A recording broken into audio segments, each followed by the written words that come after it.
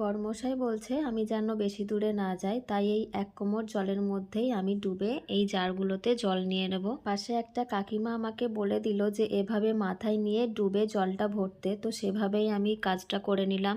বরমশাই আর আমি 5টা 5টা করে 10টা জলের জার নিয়েছি। তো বরমশাই বলছে আমি যেন সবগুলো নিয়ে নিই, পরে শেষে ও একটা দুটোতে জল ভরে নেবে।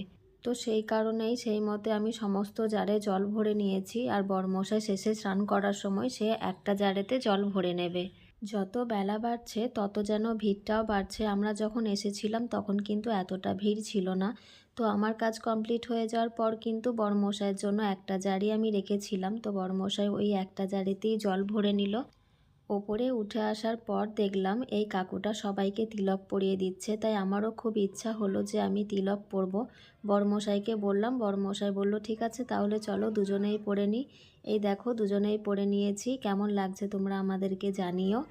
এরপর কিন্তু জলের জারগুলোকে পুজো করতে হয়। এখানে একটা জায়গায় শিব মন্দির ছিল, সেখানেই আমরা পুজো করতাম, কিন্তু সেগুলো জলে ডুবে যাওয়ার কারণে এই গাছের তলাটাতেই আমি পুজোটা করে নিচ্ছি।